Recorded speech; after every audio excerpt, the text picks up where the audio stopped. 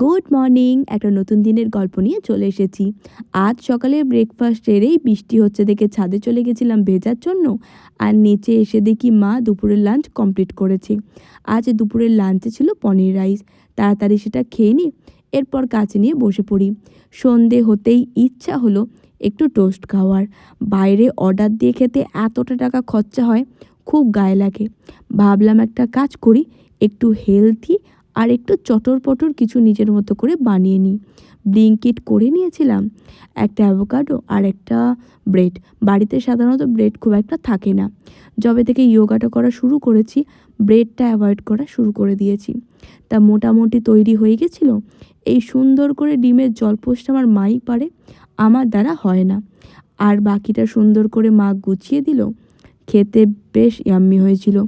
বাইরে 200-250 টাকার জায়গায় ঘরে এটা 40-45 টাকায় হয়ে গেছিল। আর রেস্টুরেন্টের মতোই স্বাদ লাগছিল। একে টেস্টি, তার মধ্যে রিজনেবল, ভালোই লেগেছিল।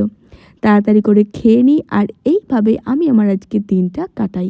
আমার এই ধরনের ভিডিও ভালো লাগলে ভিডিওটা লাইক শেয়ার করে আমার নতুন চ্যানেলটি সাবস্ক্রাইব করে পাশে থাকো আর ভালোবাসা দাও। Thank you.